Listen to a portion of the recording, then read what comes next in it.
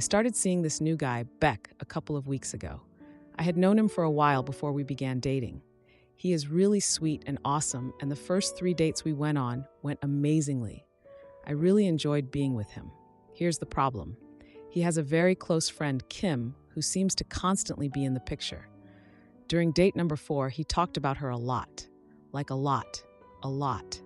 She was somehow the topic of every conversation, and when I would try to change topics, he'd always find his way drifting back to a memory the two of them shared together.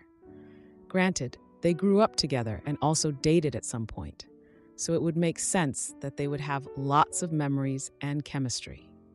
He also began telling me about the trip the two of them are planning to take, how they were taking her car, staying at her family's house, etc. I tried to ignore it at first and just let it go, because I too have a close friend of the opposite intimacy, but we never do anything like what they do.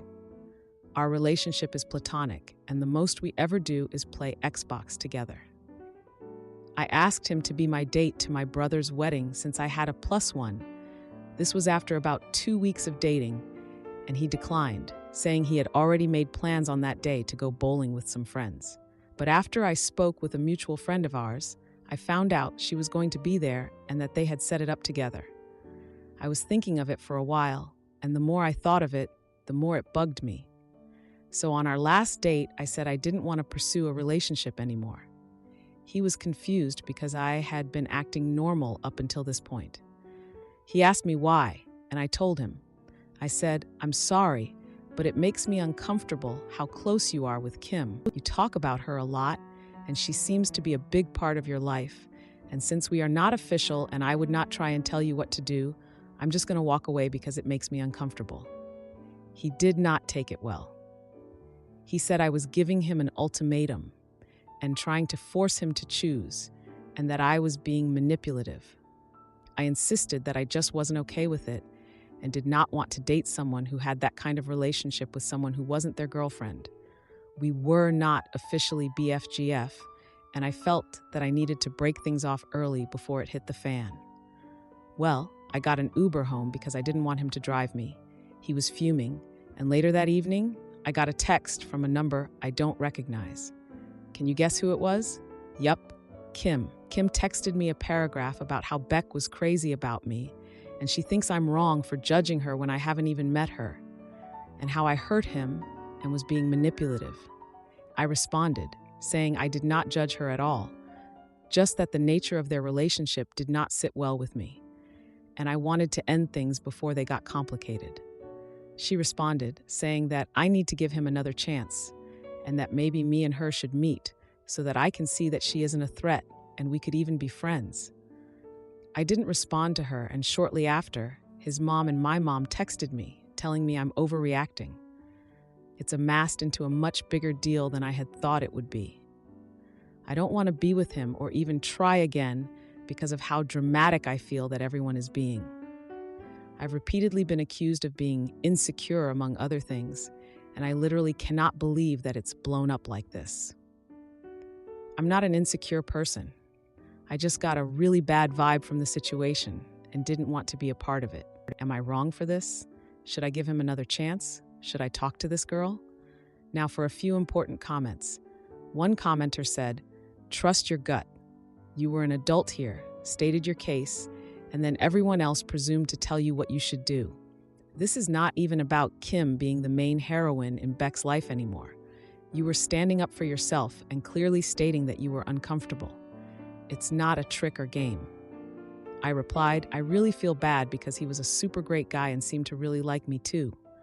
I've had some tough luck with relationships, and I really wanted to stay with him, but she bothered me too much.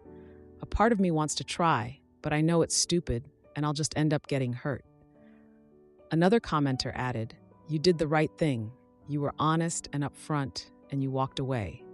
If anything, they're being manipulative and trying to make you engage in a relationship that you find uncomfortable. Some people may think it's stupid or rude or wrong, but at the end of the day, dating is discriminatory, and you have the right to reject anyone for any reason." I responded, "Rapey may be a tad overkill, but I see your point. It hurt to leave because I really, really liked him. I valued his friendship a lot, but as a significant other, I knew we wouldn't last. It really pissed me off when he told her about it. Even during our conversation, she brought up things that I know I had only told him. So that leads me to believe he'd been confiding in her about our relationship, which, in a way, is rappy because it makes me feel violated. Just can't believe it ended this way. Another commenter noted, "You are not wrong. I'm not a jealous type, but when I see behaviors like blaming it on you to feel a certain way, I know there's something to be careful with. Kim shouldn't have texted you.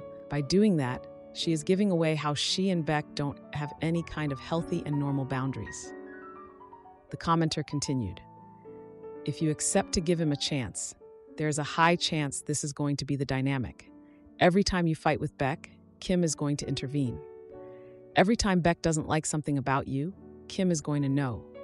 Every time you disagree on something with Beck, Kim is going to agree, and they will let you know that. Every time anything happens between you and Beck, Kim is going to be there." The commenter concluded, "I would say a big no to this, and you are in your right to be careful. No one wants drama at the start of a relationship. And the most important thing about this is the fact that he and she think you are being manipulative when the only thing you are doing is just walking away from a relationship you already see is going to be problematic. You are being careful, and I'm sorry your mother can't see it. You are not in the wrong on this. Beck should be aware of how dangerously close his friend is to him and has to acknowledge that that is going to be a problem with future dates. He doesn't seem to know this, and you are not going to make him understand that. I broke up with a guy because his best friend is a female. Thank you. I really just felt so nervous about the whole thing. I kept telling myself I was overthinking it all and it was fine, but my gut told me otherwise. I only got texted by Kim. He never even texted me. Not until days later to ask if I had found a new wedding date, which I have, and I told him and he never responded. I might meet with Kim, but in a public place, and I guess I'll just listen to what she has to say. I see no point in it though, so I'm undecided. Now for the update.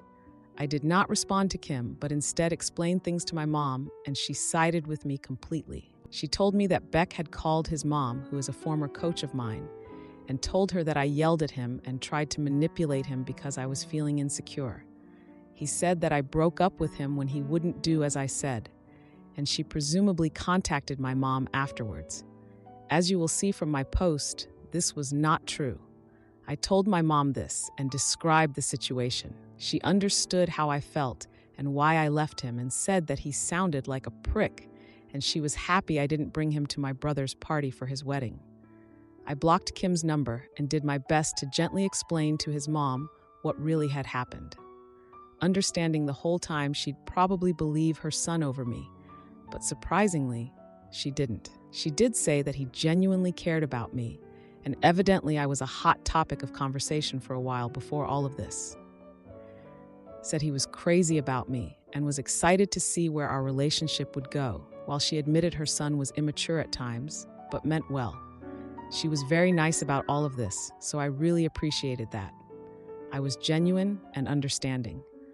I said that while I understood, I couldn't just ignore the red flags presented to me. And since nothing has changed other than him trying to have other people convince me it's fine, well, then I made the right decision. She said she understood, and that was the end of it. With her, at least. The worst with Kim did not end until I almost had to quit my delivery job. I primarily deliver to elderly or families with children. But as I was unloading groceries out front of a house who had only ordered bread, cheese, and bacon, I was a little confused, but mostly just horrified when I realized who it was. Kim had ordered from my line and gotten me to deliver to her house. She somehow found out I was working in her area. I didn't know it was her area, and I guess she did her best to get a hold of me. So yeah, I met her, not by choice, but I did. She ordered from her mother's name. I'm guessing because it wasn't a Kim who had ordered. She immediately began questioning me about if I was still talking to Beck, if we were going to get back together, if I had gotten over myself yet. However, her expression told me she already knew, but was just trying to annoy me in every way possible. Just in general, being an absolute witch. I was polite at first until she asked me about getting over myself, to which I said, off of Reddit's advice, so it's really your guy's fault, lol. If she had gotten over the fact that her boyfriend got dumped. She didn't take that well, and didn't take the bag of bacon I was trying to give her. Fine by me, because legally, if a customer declines a product you bring them, you refund them and keep whatever it is, since you usually can't return a food item. So I'm eating some crispy, yummy freedom bacon as I type. I left, and it's been pretty quiet. I have a new date to my brother's wedding party thing, and he is definitely just a friend. But Beck and Kim don't know that, so I'm going to be posting lots of pictures and dancing with him all night. We've both planned on this, BTW, and he knows everything, so it's even funnier that way. Beck has been stalking my social media, unliking and then liking posts. He even reported a picture of mine that had me and another male in it. He'll probably be like this for a little while longer and then drop everything, but it's kind of funny to watch. I'm moving on, and overall am single and happy. Thanks for the advice, Reddit. Appreciate you guys. Now for a few important comments. A commenter said, I just want to say, you should block Beck. The fact that he's telling lies and having other people confront you and low-key stalking you on social media is a red flag. That kind of stuff can easily inflate into something much bigger. Rejection is a big thing for potential stalkers. Take care of yourself, girl. You did the right thing. Then the original poster replied, I have unadded him on everything. I genuinely think if I go as far as blocking him, it would just blow up again. Don't want to give him any more ideas, lol. Am I the idiot for snooping on my brother-in-law's messages and getting a free therapy pass? I've been living with my sister and her husband for 3 months. They took me in when my ex cheated on me. They do nice things for each other all the time, and it's like they don't even think about it. It's just natural. They're always bringing each other little presents. My ex called me shallow when I wanted him to give me even a cheap present for my birthday. Their eyes light up when they look at each other.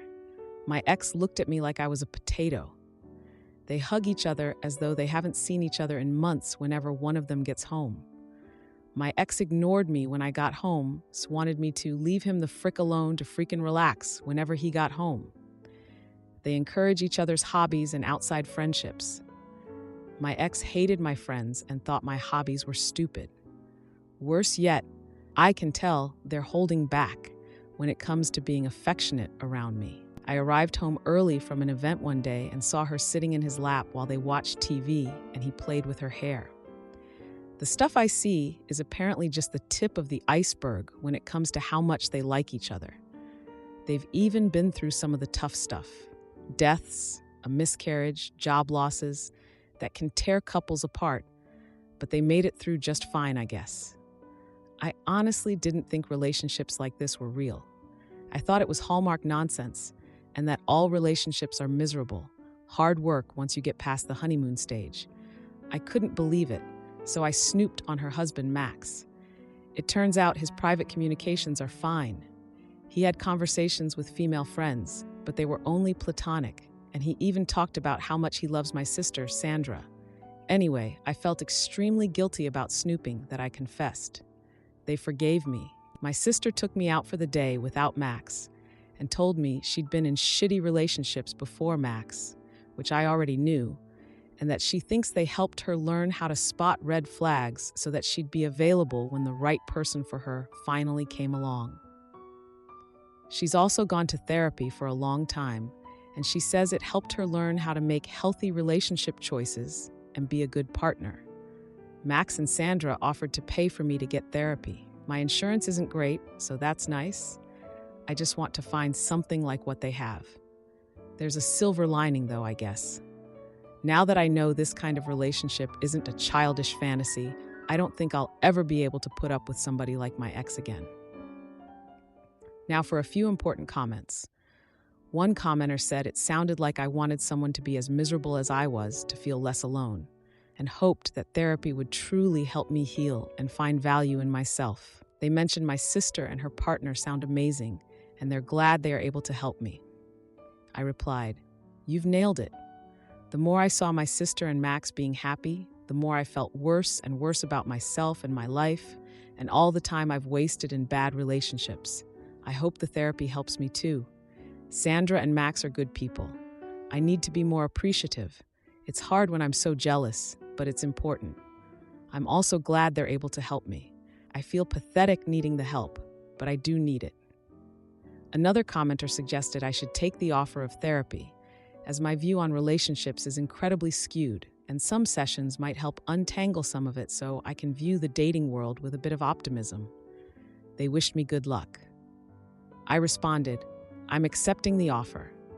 I even have an appointment set up. Turns out it's easy to get an appointment when you don't have to go through insurance. A third commenter mentioned, it sounds like my bad experiences have caused me to see every good deed that they do for each other as either weird or as an outlier or as the stuff of movies. But fortunately, those sorts of relationships do exist. They recommended I take them up on their offer and get the therapy. They advised me to get out of my head and spill it all out to someone who will listen and offer constructive advice. And also said the snooping around thing should only be a one-off since they're being generous by letting me stay with them. I replied, I accepted their offer to get me therapy. I'm definitely not going to snoop again. That was a low point for me when it comes to my behavior, and I regret it. I'm amazed Max didn't freak out. Now for the 16-month update.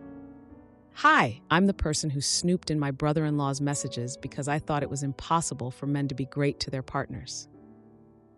Here's what's happened since then. I started therapy very soon after my post. My first therapist wasn't great, so my sister Sandra encouraged me to find another, and my second one was awesome. I'm still seeing him once every 2 weeks. He's helped me a lot with healing from the trauma of my last relationships and also learning how to relate to others in a more healthy way in every part of my life. He also really helped me learn how to manage bitterness and jealousy, finding the underlying causes and working on those. I moved out of my sister and brother-in-law's house after a couple of months. It turns out that my sister and brother-in-law were secretly livid about the snooping, but they appreciated that I'd confessed on my own and decided to be kind and help me. They decided that if I took advantage of the help they offered and put effort into being better, they would forgive me. I didn't realize how close I was to making my sister go low contact with me. Thankfully, I did take their help. I'm not upset seeing how loving my brother-in-law is to my sister anymore. I'm happy for her. They became foster parents after I moved out and are now in the process of adopting the little girl they've been fostering. They are literally the perfect people to be nurturing a traumatized child. They're doing so great, and the little girl, Maddie, is doing so much better than when she was first placed with them. She's an amazing girl, and she and my sister and brother-in-law are so lucky they've all found each other. I've been single the whole time. That was on purpose. A few months ago, though, I determined that I'd be open to dating again. I didn't want to actively do anything. No dating sites. But I decided I wouldn't purposely avoid dating anymore. A week ago, a guy I became friends with at an animal shelter I started volunteering at about 6 months ago asked me out. I said yes. Our first date was great. He's very kind. He's the guy you go to if you need to calm down a traumatized, terrified animal. He cleans diarrhea-coated animal carriers without any complaint. My sister approves of him. He's very funny too. So that's the update. Now for a few comments. Commenter 1. Self-reflection is key in establishing or re-establishing healthy relationships. Good for you that you are doing what is necessary to be a better you. Then the original poster replied, Thank you. My sister has helped a lot, but the comments on my first post were also helpful. Even most of the negative ones, though there was one negative one that I remember in a particularly bad light. The person said, I shouldn't accept the help my sister offered because I'd be taking advantage of her. I'm really glad I didn't listen to that person, considering that my sister was planning to go low contact with me if I didn't accept their help getting therapy. Commenter 2, you are showing quite the number of positive decisions since your first mistakes. Please allow yourself some pride in that. Good things should be rewarded. Commenter 3, I am happy for you. I think a lot of us see toxic relationships growing up, and learned to accept and normalize abuse. I wish more people would stop believing that they don't deserve true love and respect. Am I the idiot for refusing to be my mother's caretaker after raising my brothers through her chaos? I'm one of 3 boys. I'm 35, and my brothers are 26 and 23. It started when the 26-year-old asked who is going to take care of our mom when she's nearing her end of life. I stayed quiet because I have an extremely strained relationship with our mom. When I was 14, my mom cheated on my dad with his best friend, and she kicked him out of her house that she inherited from my grandparents. She was a drug addict, had her car repossessed, couldn't pay her bills, so I was doing homework in candlelight and taking cold showers. I got beat one time because I found her drugs and flushed them down the toilet in front of her. My junior and senior year, she was dating different guys, leaving at night when we were all asleep, and then coming home in the morning, after I was awake, getting ready for school, and getting my brothers up ready for school. She would always say, I had to run to the store real quick, but I would be awake in the middle of the night when she would leave. My mom is clean now, but she's a functioning alcoholic. She put my dad into massive credit card debt, leading up to their split due to her drug problems. Neither of my parents have a retirement. They don't have any savings. My mom still works at 65 years old as a hairdresser. She is going to have to continue working up until her arms and legs won't let her anymore. My brothers have this extremely rose-tinted view of their childhood.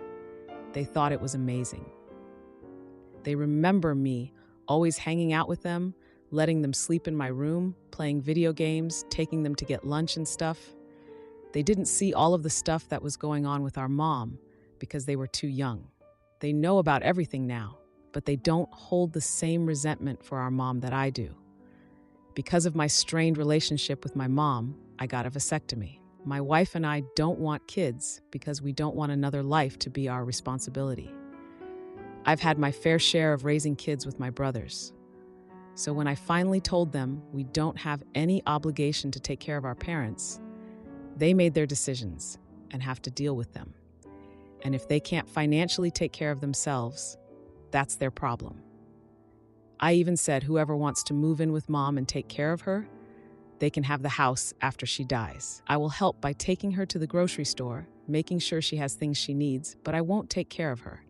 They called me cold and selfish and said they knew I didn't have that caretaker mentality. I love my brothers. They are 2 of the most important people in the world to me. But our mom has been exhausting to have in my life. Am I the jerk because I refuse to take care of my mom when she needs end-of-life care? Now, for a few comments. One commenter shared their similar experience, saying they left home at 17 and never looked back, agreeing with the stance of not being obligated to family. They suggested sitting down and explaining personal experiences. The original poster responded, "Sorry you had a similar situation. It's tough because I have explained my experience with them. They both are the type to sweep things under the rug, and they just asked, how long am I going to hold on to that resentment? She's not like that anymore. But every time I am with her, I get triggered all over again. I can't be in the same room with her more than an hour or 2, and then I have to leave. They don't understand why." Another commenter questioned why the original poster hated their mom so much, but didn't hold the dad accountable for not taking them when he was kicked out. They suggested therapy to work through the issues. The original poster explained, "My dad had us every Tuesday night, Wednesday night, and Saturday. He didn't have a great job. Part of the reason we went into debt is because his job moved to another state, and my mom was unwilling to move. So he lost his good-paying job and had to find a new job without a degree. That's when my mom kept spending money like he was still working and maxing out credit cards and using money to buy drugs. When I found out my mom was using, I hid it from my brothers and dad in fear my mom would be taken to prison or us taken away from her. He was paying off credit cards in his name that she racked up and renting a room in a house that was not fit for children. So he would pick us up on Tuesday and Thursday, take us to dinner or Chuck E. Cheese, and then drop us off. And Saturday was sports days, and he coached my brother's baseball teams. so they were constantly at practice. My dad was genuinely a good dad and loves us completely. He's my brother's biological father and my adoptive father. My biological father I am no contact with because he left us when I was 2. Another commenter suggested including the parents in the discussion to set boundaries and let them know the limits of what the original poster would do. The original poster agreed, saying, "I like this response because this is exactly how I feel." Now for the update. I sent my brothers this text to tell me I don't have that caretaker instinct when I took care of you guys growing up. Even after I moved out, I bought you guys school clothes and stuff. I was there while mom was off messing around in the middle of the night. I was there taking care of you when you woke up crying because mom wasn't home, and I sat with you while you fell back asleep. I woke you guys up in the mornings to help you guys get ready for school. I stayed with you guys while mom and sissy were doing drugs. I watched you over weekends. I fed you lunches and dinners. I let you guys sleep in my room when we didn't have power because mom couldn't afford the electric bill. I was the only one with a car in the family, and I took you guys to and from school while also dropping mom off at work and picking her up while going to college and working. I did my part in taking care of her. I helped raise you guys, but you don't see it that way because you were too young. I had to grow up way too fast. So please don't make me feel guilty because I don't want to be mom's caretaker when I feel like I did my part when I was younger, taking care of you guys for her. If it was either of you needing caretaking, that's a different story. I parented you guys growing up. I was there a lot when our parents weren't. I love you guys, and I don't hold you guys responsible, and I would do it all over again if I needed to. This was the 26-year-old's response. I am not trying to make you feel guilty and wasn't trying to say you didn't take care of us. I shouldn't have said you don't have the caretaker instinct. I was thinking of it in a parental aspect, since you literally said you don't have a kid because you don't want responsibility for anyone else. I wasn't trying to make it sound like you didn't take care of us. And they left it at that. I'm going to stand my ground. I think I'll also have this conversation with my mom to let her know. My 23-year-old brother is her favorite and perfect son. He has the best relationship with her and still lives with her. He said he's already accepted. He's probably the one who is going to take care of her. But the next time the 3 of us are in the same place, we will sit down and have a real conversation about why I won't be the caretaker. But I'm willing to talk about other solutions. Thank you all to the amazing responses. I probably will seek out therapy. I've never heard of parentification and probably do have a lot of things I need to work out. Thank you all.